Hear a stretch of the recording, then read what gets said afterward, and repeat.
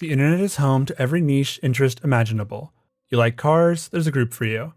Are you an artist that enjoys the darker side of the art form? The internet has you completely covered.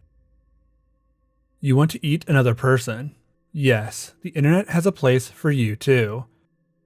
Cannibalism is one of the biggest taboos of the human race. It is considered by many to be the greatest sin a person can commit. To kill and eat another person, whether they're voluntary or not. Taking the life of someone who had a complete consciousness and then ingesting them. It's inhumane. You'd think something so taboo might not have a place in modern society. Well, everything has a place on the internet. It doesn't matter how taboo or niche that interest may be. If you're interested in it, then that means someone else probably is too. This is by far one of the hardest topics to research and cover on YouTube. It's a subject that advertisers won't like, and it's something that can be considered a little too dark for YouTube normally. But it's a rabbit hole that I think is ever growing, and is becoming increasingly easier to stumble down. So where do you start your search when looking for the part of the internet that's interested in cannibalism? For me, that search started with an infamous forum by the name of the Cannibal Cafe. You've likely heard of the Cannibal Cafe. It was a popular forum back in the early days of the internet, the mid-90s and early 2000s. Its sole focus was on the interest of killing and eating another person, and talking to others with the same interests. Patrons on the forum could sign up under either cook or cow. Those two terms should be self-explanatory, but I'll go over them anyways. A cook is someone who wants to eat, and a cow is someone who wants to be eaten. It needs to be said before we move forward, this website is purely for fantasy. There isn't some secret organization that is gathering up willing and unwilling people to be served for breakfast. It's people fantasizing about being eaten or eating. This includes a lot of roleplay, which is pretty hard to read through, honestly. I've read through some of the message board conversations, and I can say that I've seen the depravity of the internet at its fullest now. The way I was searching the website was through the Wayback Machine, so I wasn't worried about what I would stumble upon. Yet I still found weird and perverted things that I can't show on YouTube. There are people's fantasies, stories about a food shortage, leading to the need for human livestock, and a bunch of art that is exactly what you think it would depict. There's even a livestock application where you can submit to be livestock for the website.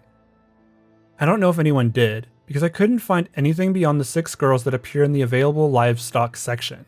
All of these women look very fake to me, but it was probably done in an attempt to lure others to join the site.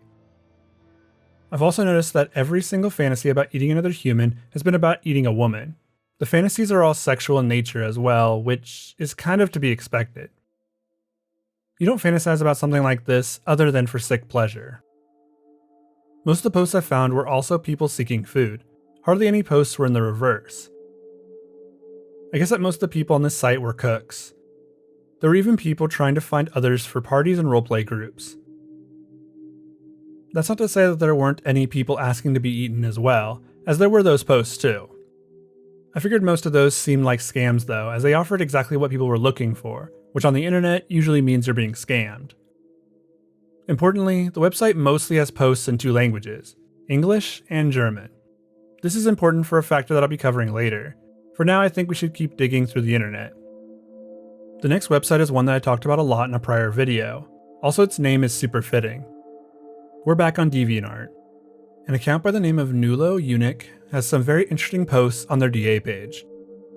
I want to thank my patron Nora for helping me find this page. Audionautix is a page with 231 watchers, 72 deviations, and 7.8k page views. We'll talk about their posts in a second because there's a more important topic we need to get to. There's a group that they are a part of called IBLP Archive. The name should immediately tell you what this group is about. The name Androphage comes from the Androphagi, which were a tribe that were named by the Greeks. The Greek name translates to man-eater, which was a big part of their culture. They were recorded conducting ritual cannibalism and had human remains discovered in their kitchens. The group name is fitting, and this is what their profile says about their group. The focus of this group is the exploration of non-consensual male-to-male cannibalism and vor through fiction. It is not a venue for hooking up or for role-playing. Submissions are accepted on the basis of a vote by the administrators. The only rule, other than that stories need to meet DeviantArt TOS, is that stories need to be on topic. So consensual or femcam stories would not be on topic. Similarly, vor should be hard vor, i.e. stories that end in digestion. Yeah, so vor, which is already pushing it for fetishes, need to be even worse. This group exists for cannibals, but once again, it is for fantasy only, which is good. We don't need people forming internet communities about eating other people, and then actually trying to do it.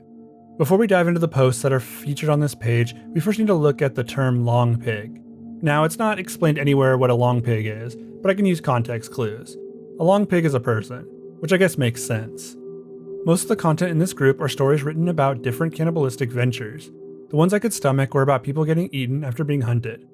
All of the stories are graphic, as I guess they would need to be. It was pretty sadistic stuff. There's some art, but not much of it. It's mostly posts under the literature tab. The worst part of all of this is you have to be a watcher to see the art. I would rather not. Even if I'm on my internet exploration account, I don't want to be put on some watch list. There's just something deeply disturbing about everything that I've seen so far, and that's without clicking on the blurry images. This might also be the time to mention that I have a deep phobia of cannibalism. I watched a movie I shouldn't have when I was a kid. It stuck with me for life. This stuff is pretty much my nightmares come to life, which I guess is exactly what I signed up for when I decided to start this search.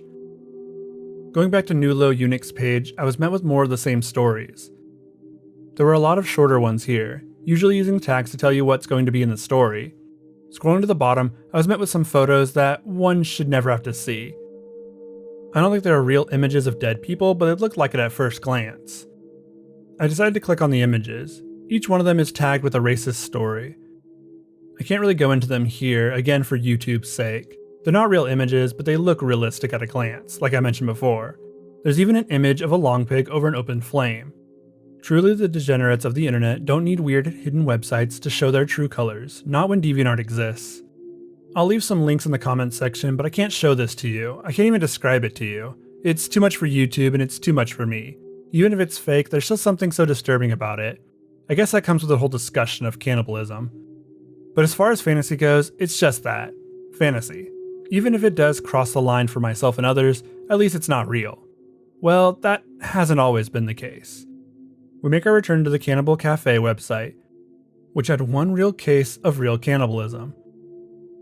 A German man by the name of Armin Maiwes would post on the site looking for any volunteers. He was specifically looking for a built man between the ages of 18 and 25. This post was answered by a few people, but they would all back out after figuring out it was a real attempt. There was one man who decided that this was how he wanted to meet his end. That man's name was Bernard Jürgen Armando Brandes. The two chatted for a bit before deciding to go through with the whole thing. The two met up, went back to Maiwes' place, and continued with their plan. Maiwes murdered and ate Brandes, with his consent. They even recorded the whole thing. It was a sick pleasure that both men had shared in, even if it was clear that Brandes was completely taken advantage of. Maiwes was caught when he tried to meet another person through the Cannibal Cafe. His defense tried to use the stance that both men were consenting adults. This didn't work though, because the court saw it as a sick man being taken advantage of. The cannibal would receive 8 years and 6 months in prison for manslaughter charges. That is, until a retrial changed up the sentencing to murder, and he received life in prison. This incident really puts into perspective everything else that we've seen so far.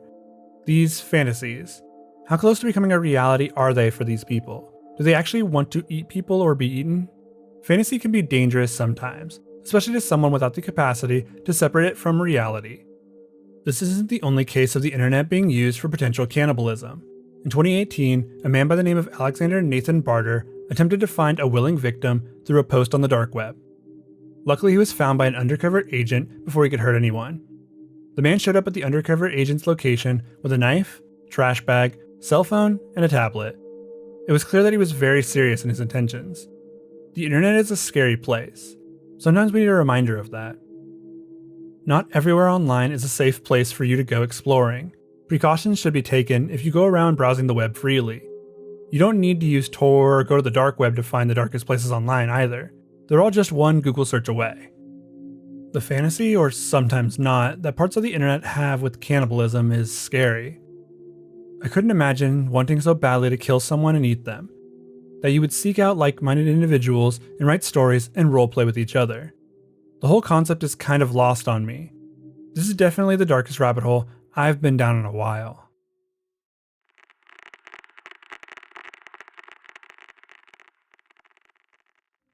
September 26th, 1983. Stanislav Petrov sits on overnight duty at Serpukhov 15. This ground station is responsible for Russia's Oko satellites that monitor the continental United States. It is an early warning station in charge of monitoring ballistic missile launches through the use of those satellites. In the early morning hours, Petrov saw something that made his blood run cold. His systems had picked up one intercontinental ballistic missile being launched from the US and was on a path towards the Soviet Union. A siren blared at him as his screen showed the words "missile launch." In a moment of hesitation and technical genius, Petrov decided that it was unlikely an attack by the US. This, in his mind, was far too few missiles to target the Soviet Union. If an attack by the US were to take place, they'd be sending hundreds of missiles and be targeting every site they could to disable communications and prevent a counterattack. Petrov's orders were to send this warning up the chain of command, but knowing that his superiors carried heavy anti-US sentiment, he decided not to report it. The doctrine of Soviet Russia was to instantly retaliate and assure mutual destruction. Calling his superiors, who were perceived as trigger-happy, could lead to an all-out nuclear war. Petrov decided to call it a system malfunction and false alarm. He had his reasons for believing this. The system they were using monitored the horizon, which could send up false flags if it caught sight of something that resembled the flames of an intercontinental ballistic missile. Also, this system was new, and being in IT, he knew not to trust the newest system, figuring that it likely had bugs that would need to be worked out. This was also not the first time that the system's reliability had been called into question.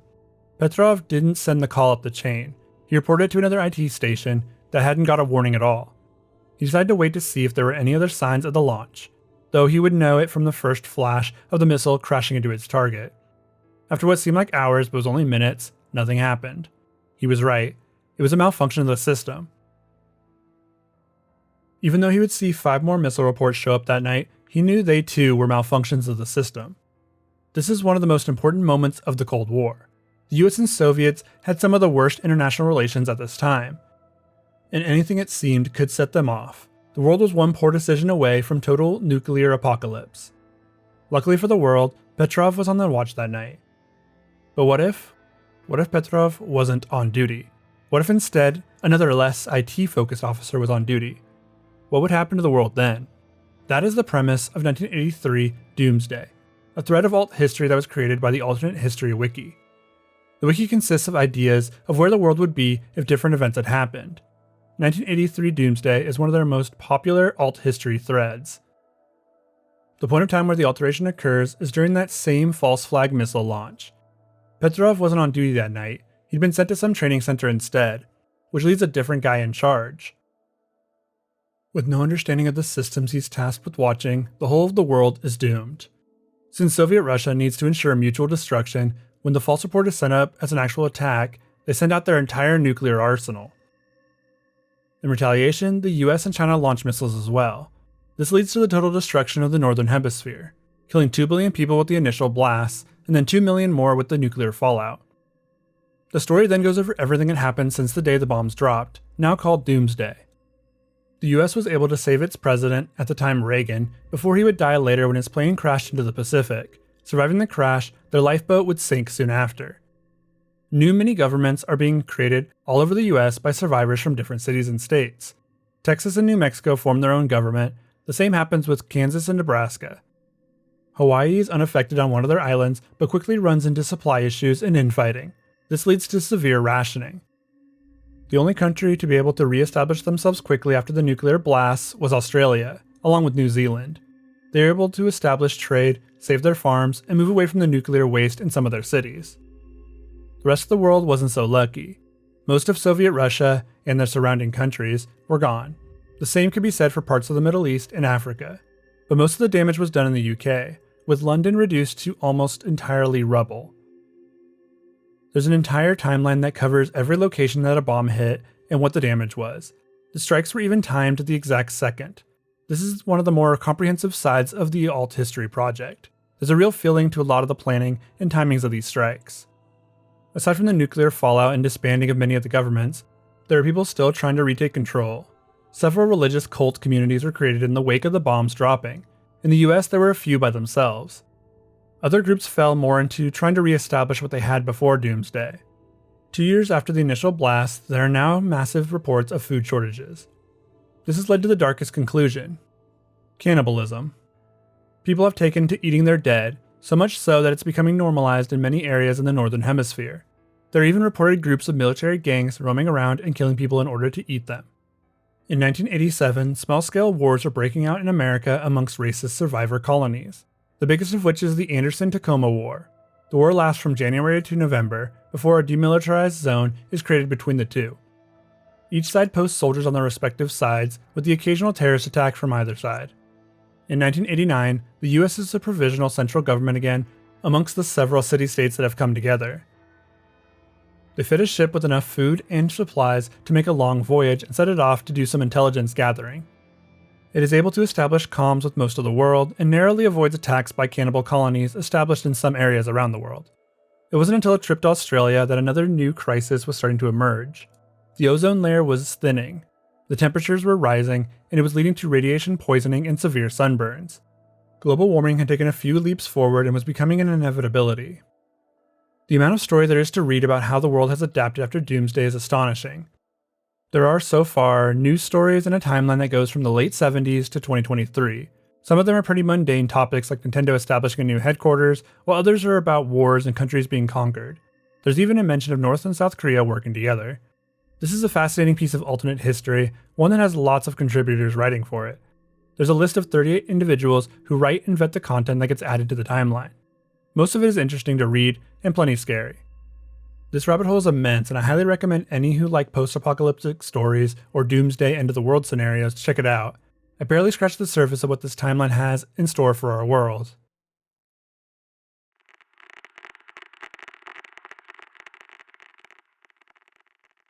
In the 70s, boarding a plane was much easier than it is today. This is because of several events that have changed how we go about our boarding process. One of the earliest reasons was from a hijacking that took place on November 24th of 1971. A man that onlookers had described as a white male in his mid-40s with dark hair and brown eyes entered the airport and bought a ticket with cash. He wore a black or brown business suit and carried a suitcase with him, as well as a brown paper bag. He had his ticket signed with the name Dan Cooper. Dan Cooper then entered Northwest Orient Airlines Flight 305, flying from Portland, Oregon to Seattle, Washington. This flight would be a short one, only taking 30 minutes overall. A few minutes into the flight, Dan Cooper handed a note to a flight attendant. She thought it was a note with his phone number, so she threw it in her purse. He then leaned in and told her she should read the note, as he had a bomb. She did as the note said, which was to sit next to the man in the available seat. The flight attendant asked to see the bomb, which was in his briefcase. He opened it and she saw 4 cylinders attached to a battery. She assumed they were dynamite, and overall it appeared to look like a bomb to her. He then told her his demands. He wanted $200,000 in unmarked bills by 5 p.m., 2 forward parachutes and 2 rear parachutes. Cooper wrote this on a note and handed it to her to take to the front of the plane. She did so and discussed what to do with her flight crew. They decided they had no other choice but to follow through with his demands. Another member of the flight staff was to sit with Mr. Cooper. This is when he added additional demands. He wanted them to land in Seattle, refuel the plane with all passengers on board. Then, when they were refueled and he had his money and parachutes, the passengers were allowed to disembark. The Seattle Airport Air Traffic Control was told of the situation. They immediately informed the police and the FBI. In order to give these two entities time to organize, the plane circled in the air for about 2 hours. During their flight, he had Mucklow, one of the flight attendants, sit with him for the entire flight. This is when the only description of the man's demeanor was given. He appeared to be completely calm about the whole situation. It was actually rather cordial and nice overall. He also appeared to know the area pretty well, occasionally pointing out the window at specific landmarks. When asked why he chose this specific airline for his hijacking, he laughed and said, "It's not because I have a grudge against your airlines, it's just because I have a grudge." He concluded by saying that this flight just happened to suit his needs, which he didn't elaborate further on. The flight would land at 5:46 p.m. PST with the permission of Cooper. They landed on a partially lit runway. The money as well as the parachutes were delivered to the plane by a member in casual clothing. Once the money and parachutes were in Cooper's possession, the rest of the passengers were allowed to leave. None of them were told of what was happening. Instead, they were told that the aircraft had an electrical issue and would need to make an emergency stop. During the long delay, Cooper had denied meetings with members of the FBI and law enforcement. He was getting impatient but staying calm. He was even joking with the attendants still on board. Cooper even tried to give money to one of them when they joked about asking for some. Both attendants ended up denying the money since they couldn't take tips as it was against company policy. At 7:40 p.m., the flight was finally taking off from the runway. Cooper had let the passengers go as well as one of the flight attendants. He demanded the other, Mucklow, stay on board to help with the operation. His demands were for the crew to fly towards Mexico and to keep the rear door open during the entire flight. They said that it would be dangerous, but his answer was simple. It can be done, do it. During the flight, Cooper refused to let Mucklow go into the cockpit. She was to remain in the back with him. That was until he was ready to depart. She begged him to take the bomb with him, which he agreed he would. At 8 p.m., the stairs were deployed. The pilot used the intercom to ask Cooper if he needed help, and he replied with the last thing they'd hear from the hijacker. No, he said. At 8:13 p.m., the plane's tail section tilted upward, and they needed to correct it. It was at this time that the flight crew tried to reach Cooper but heard nothing from him back. They continued until they landed in Reno, to which they realized he was gone. They landed with the stairs still down and were greeted by the FBI bomb squad. After 30 minutes of searching, the cabin was considered safe. Both Cooper and the bomb were nowhere to be found. An investigation started immediately after the flight landed. They found fingerprints, Cooper's black clip-on tie, a tie clip, and 2 parachutes. Interviews began at all 3 airports with witnesses of Cooper, and a sketch was created. This is that sketch. Due to a deadline by a reporter, the man's name was incorrectly stated to be D.B. Cooper, which would become the pseudonym that the hijacker would be known by to this day. Along with the sketch, the FBI started to try to figure out an area where he could have landed with the pilot's information about that day. This would be extremely difficult as there were a multitude of factors that would prevent them from narrowing it down too much. For starters, the flight crew gave different flight speed numbers. This compounded with the environmental conditions and then Cooper's own use of his parachute. These together would make it hard to pin down a location, even if they did have an estimate of the time that he actually departed the aircraft. Air Force pilots reported seeing no deployed parachutes on their radars that night, nor did they see anyone departing the plane. Though they did note that it would be very hard to see anyone clad in black that far up in the sky at night. Limited to no light source in the area made it even more difficult. Eventually, J. Edgar Hoover approved of the use of the Air Force Blackbird to retrace the flight in order to find the items that Cooper had taken during the flight. They were also able to recreate the exact tail upward movement and figured a likely location for his landing. They placed him in the southernmost region of Mount St. Helens. Searches began in the areas around this location, and other various ones within a select perimeter, but nothing was found. Another search took place with members of the FBI and 200 soldiers, airmen, and members of the National Guard. They searched Clark and Cowlitz counties for 18 days in both March and April. Nothing was found except for a discovery by 2 local women. They stumbled upon skeletal remains in an abandoned structure in Clark County. These turned out not to be Cooper, but instead the remains of a teenage girl, Barbara Ann Derry, who had been murdered several weeks prior. It's likely she wouldn't have been found without such a wide search for the hijacker. The next search was for the money, which turned up a few interesting leads. Firstly, they released the printed serial numbers from the money and offered a reward up to $25,000 to anyone who brought the money forward. This led to a reporter getting swindled out of $30,000 in exchange for counterfeit bills and a man that was falsely accused of being the hijacker. This was tried again with a smaller amount of money on offer. This led to many near matches, but nothing of substance. In July of 2016, the FBI announced they were suspending the Cooper case. This was because, in their own words, they need to focus their resources and manpower on issues of higher and more urgent priority. They pulled the 66-volume case file and preserved it on their website for all to see. The search for D.B. Cooper hasn't ended. Just because the FBI are done with the case doesn't mean that no one is trying to solve it.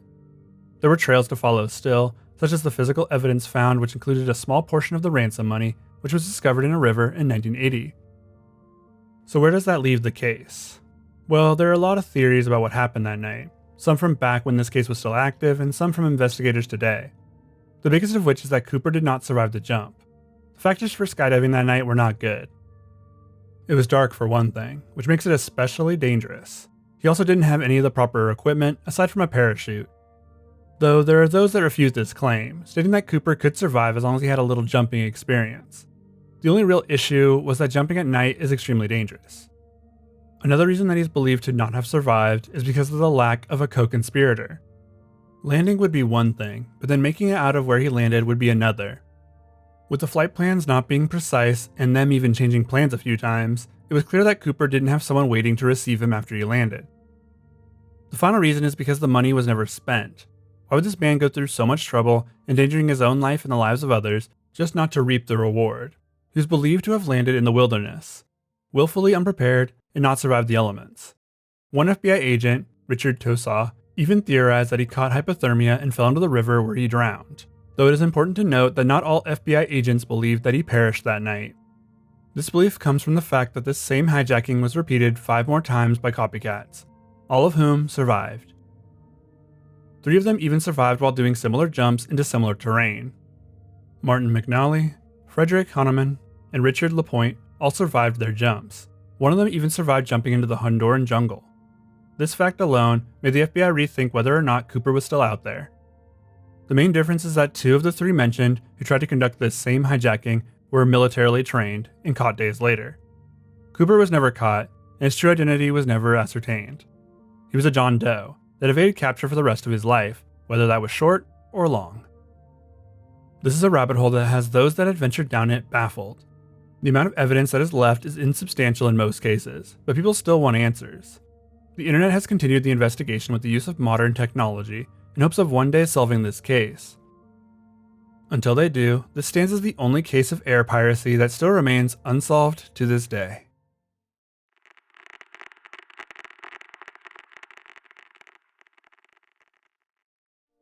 A topic I haven't covered much on my channel yet are cults.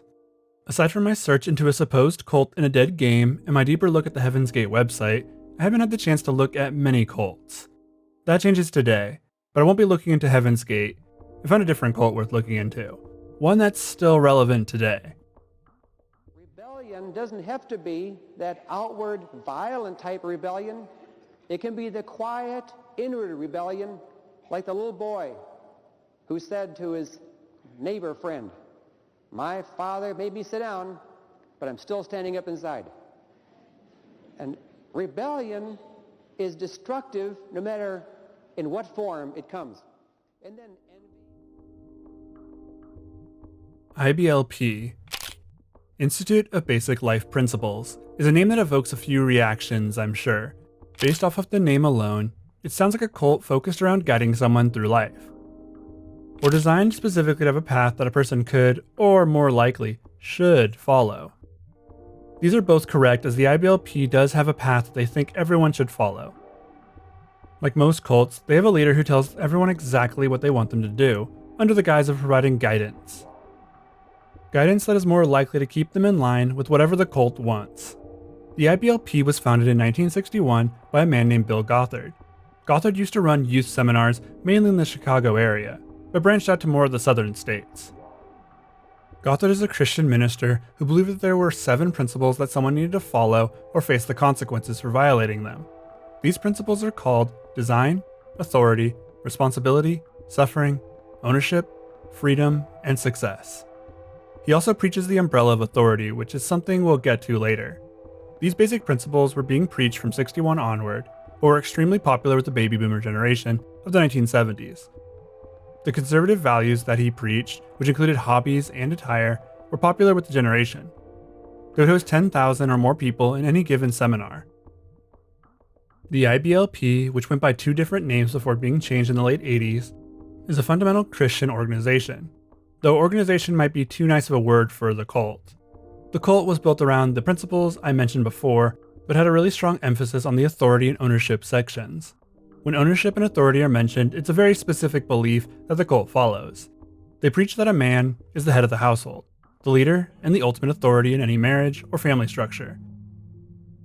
This means that the women, his wife and daughters, belong to him. He has complete authority and ownership over them.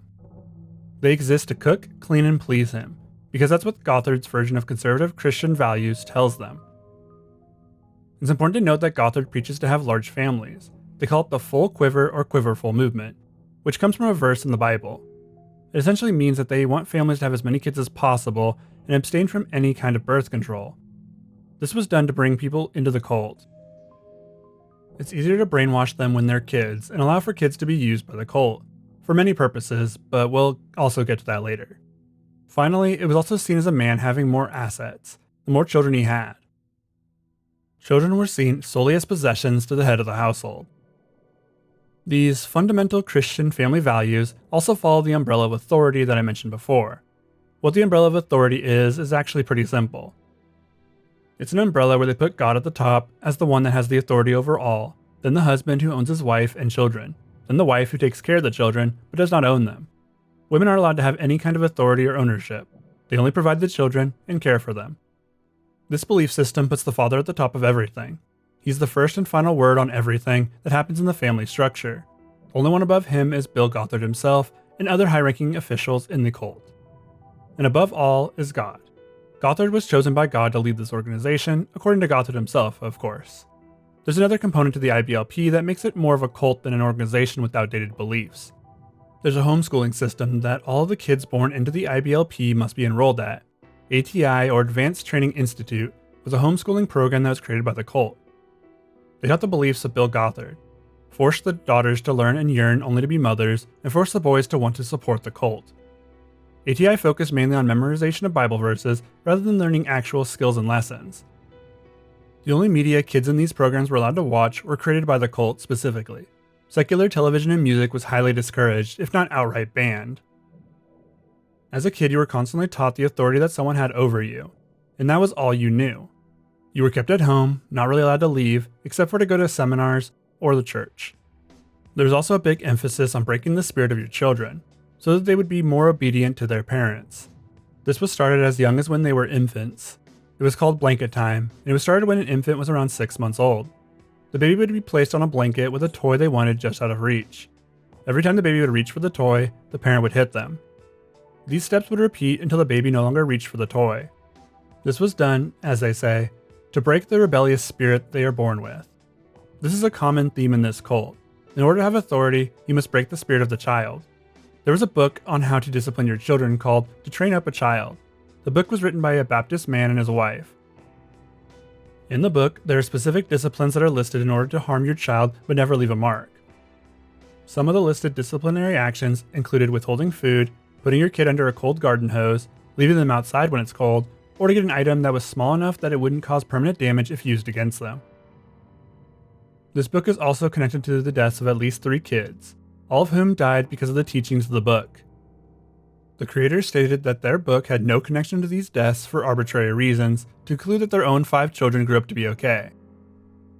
They also stated that, because their kids pay taxes, they shouldn't be blamed for how others used their book. This book had a petition signed to have it removed from Amazon for breaking their child abuse guidelines. The petition even received 100,000 signatures, but the book can still be purchased from the site today. This matters because this book was heavily endorsed by the cult. The guidelines were even attached to the ATI booklets. The cult had booklets that you would buy and homeschool your kids on, and many of the booklets they talked about modest clothing. It wasn't just what clothes you would wear in what situation, it was why you should cover up, because if you don't, you'll tempt men and boys, and that is your fault as a girl. Men were to dress modestly as well, as they had to always present themselves as well-mannered, and perfect before God and anyone else who might see them as members of the cult. The book teachings play more into how IBLP treats their children. They abuse them, break their spirits, teach them through shame rather than accomplishments. Essentially, this cult is destroying the lives of the children they seem to pretend to care so much about. All this is done to one day raise them to become just like them, to follow authority, and to never leave. These ideals are spread throughout every booklet they made. They were called wisdom booklets, and they contained some of the most vile teachings that you could give to a child. The idea of owning up to mistakes was entirely gone from the teachings, and instead they filled it with who to blame for every problem you might have. They're creating a toxic environment in just about every facet of their cult. The teachings of the IBLP and how they were ruining a generation wouldn't have gotten so popular if it weren't for TLC. TLC, the learning channel, but you hardly learn anything from them now, ran a show called 17 and Counting. The show was about a family that had 17 kids and counting. It took a look into the lives of a family that was larger than all families in the US, really. The parents, Jim Bob and Michelle Duggar, are the stars of the reality TV show. The show wasn't an honest look at how families lived under the IBLP principles. Instead, it was what every reality TV show was. It was selected clips to tell a storyline that deceives the viewers for, well, views. The popularity of this show was insane. It would be the biggest show on television when it came out. It was so big that it shot the network and its parent company into one of the biggest media conglomerates in the world. It made these people into overnight celebrities. It also made the IBLP very popular. It showed a side of the cult they wanted to be seen. They wanted everyone to look and see this big, happy family and go, I'd like to have some of that. It was a deception that propelled the cult into mainstream status and grew the wallets of all involved. It also destroyed the lives of countless people, their children, and the future of many youths.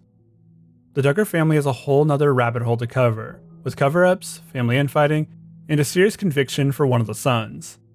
It's something I'll have to come back to at another time. It is seriously deranged what this family was hiding in their closets. The IBLP is very strict in its rules. It can't have them without the authority that they push. The amount of money that this cult has is insane for a non-profit. They even own their own private plane. They have several training centers, seminar buildings, and even a massive compound. All through the teachings of a disgusting old man and his brainwashed flock. The worst part about all of this is that they weren't even being covert about it. Literally everything they believe and teach is available from their website, a website that is still up today. You can even buy their wisdom booklets, though there are far less of them now. The website also sells calendars, has a blog, and a podcast. They're still openly conducting their cult activities and haven't slowed down a bit. The list of controversies that this cult has come under is numerous for sure. They have a program where they specifically send the boys of the cult. It's a training seminar of sorts called ALERT, or the Air Land Emergency Rescue Team.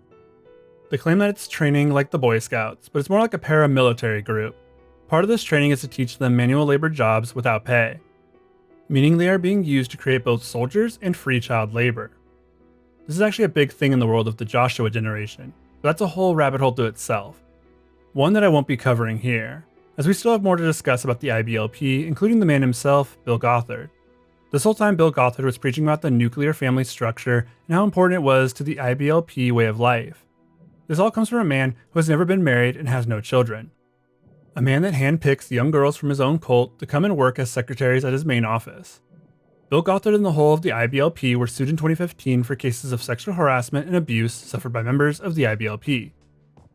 There were 16 women and 2 men who had come forward with their repressed traumas at the hands of the IBLP members, to include Gothard, mostly during private counseling sessions. Some of the victims were even minors during these times, while others were young adults.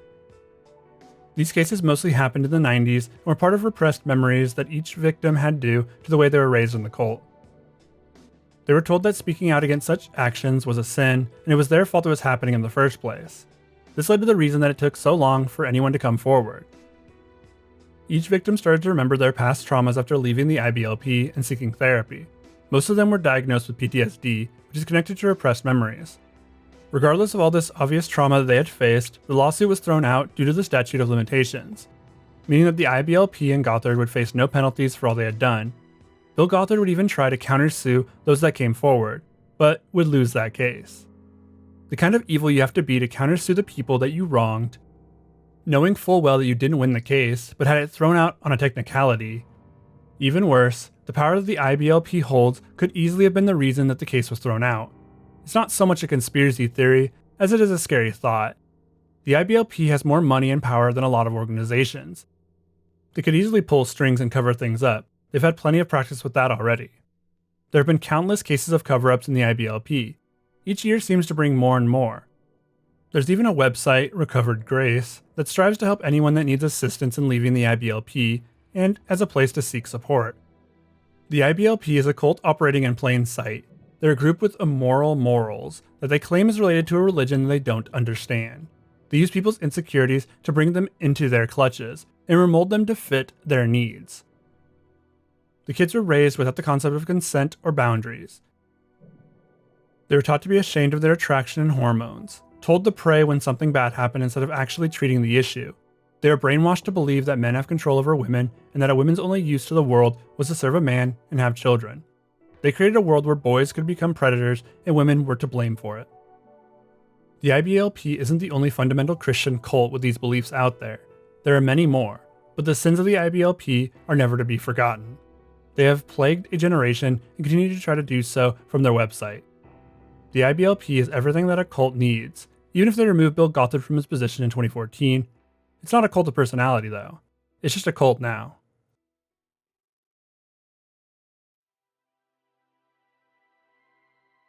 Hey friends, thanks for making it to the end of the video. I know this one had a lot of deep subject matter, at least compared to my other videos. I was trying to keep it light, but I found so many rabbit holes with darker undertones that I knew I had to cover. Especially the internet cannibalism section, as that's something that not many people know about. Thanks to my Patreon supporters for everything. You all keep this channel going. Thank you to everyone who watches my content. I couldn't do this without you all. Please keep leaving comments about future videos you want. I do read through those as much as I can. Thanks everyone. I hope you all have a good night.